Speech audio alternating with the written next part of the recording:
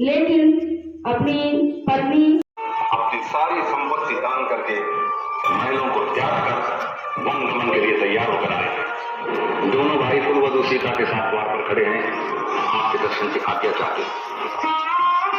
सुमंत, उन्हें तुरंत लेकर आओ, जो आ गया।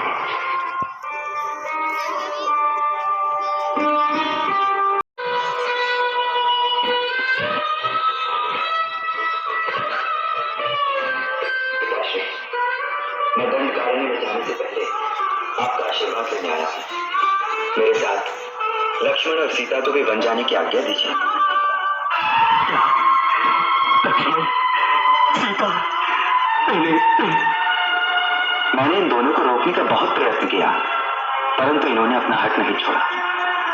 आप शोक का त्याग कर दीजिए पिताश्री, और हमें जाने की अनुमति दीजिए। मैं 14 वर्ष तक वन में रहकर आपकी प्रतिज्ञा पूरी कर लेने पर फिर आपके चरणों में शीश नवाऊंगा। नहीं नहीं, राम तुम वन में मत जाओ। कैकेयी को दिए हुए वचनों से मैं बना हूं। तुम नहीं, तुम वीर हो, इसलिए धर्म पूर्वक दिए गए इस राज्य को अपने यश, अपनी कीर्ति, सारे जीवन की तपस्या और सत्कर्मों को इसलिए बलिदान कर देना चाहते हैं जिससे आपके पुत्र के साथ अन्याय हो।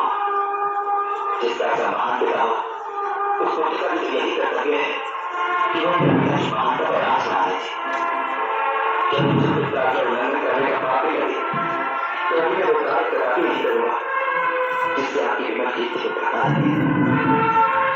तुम अपने पिता को सत्यवादी बनाना चाहते हो, उनके दुख भोगो। नहीं बात नहीं, मैं भी तुम्हारे साथ वन में चलूंगा। पिताश्री, आप ही ने तो कहा था कि राजा प्रजा की धरोहर होता है, इसलिए पुत्र मोह में अपनी प्रजा को निसहाय छोड़कर आप कैसे जा सकते हैं? आप मेरे दुख की चिंता न कीजिए। सुख और दुख तो केवल मन की स्थिति का नाम है। मैंने तो अपने मन को वन के सुखों की ओर आकर्षित कर भी लिया है। शास्त्र ने पिता को देवताओं का भी देवता माना है। आपको देवता मानकर मैं अपने वनगमन को आपकी पूजा समझता हूं। मुझे वनगमन की आज्ञा दीजिए, जिससे मैं समझूं कि आपने मेरी पूजा। सुमंत, हमारी आज्ञा है। चतुरांगणी सेना अंगरक्षक की भांति राम के पीछे पीछे वन में जाएगी। अयोध्या का पूरा राजकोष, अन्न भंडार इनके साथ जाने चाहिए, जिससे ये वन के पावन प्रदेश में ऋषियों मुनियों के साथ यज्ञ अनुष्ठान करेंगे, पर्याप्त दान दक्षिणा देकर सुख पूर्वक रहेंगे। हमारी आज्ञा का पालन किया जाए। महाराज, यदि सारी सेना, राज का सारा कोष राम के साथ चला जाएगा तो इस श्रीहीन, धनहीन और उजड़ी हुई अयोध्या का राज मेरा पुत्र भरत कभी स्वीकार नहीं करेगा। आप कान खोलकर सुन लीजिए, आप वचन हार चुके हैं, भरत को राजा स्वीकार कर चुके हैं, और फिर बिना राजा की अनुमति के आप राज्य की कोई भी वस्तु राज्य के बाहर भेजने का क्या अधिकार रखते हैं? के अनुसार राम को तापस वेश में 14 वर्ष तक मुनियों की तरह वन में रहना है। क्रूरता की भी एक सीमा होती है।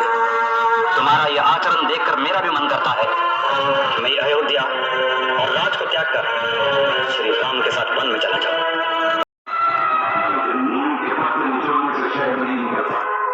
तुम्हारी माता ने तो अपने पति के साथ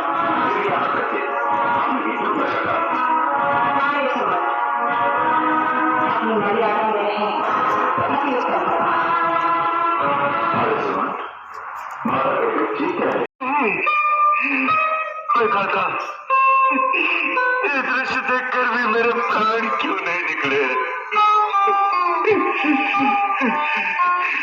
जानकी पुत्री, मैं तेरे हाथ जोड़ता हूँ, तू वन में ना जा। मैं महाराज जनक को क्या मुंह दिखाऊंगा? समझता हूँ कैकेयी जैसी क्रूर सास हो तो वह नहीं रहना चाहती, तो मेरी लक्ष्मी तो अपने पिता के घर चली जा। वन के असहनीय कष्टों से नहीं सहे जाएंगे मेरी बच्ची। तू वन में न जा मेरी बच्ची, तू वन में न जा।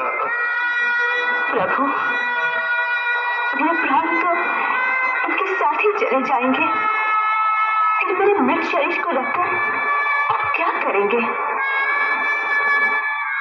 पिताश्री, मुझ पर अनुग्रह कीजिए।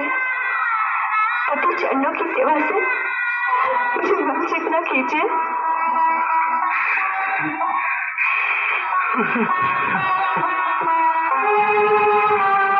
राम, तुम जितना विलंब करोगे तुम्हारे पिताश्री उतने ही विचलित होते चले जाएंगे, इसलिए अधिक विलंब करना उचित नहीं।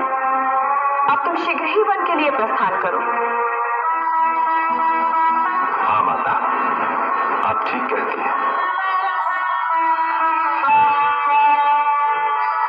मुझे आशीर्वाद दीजिए जिससे मैं आपके वचन का पालन करके आपको सुख दे सकूं।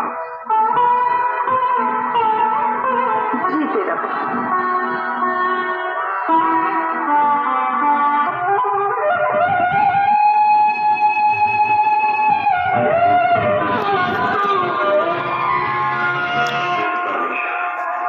हमें आशीर्वाद देकर विदा कीजिए। आशीर्वाद देने का अधिकार ही नहीं रहा दशरथ।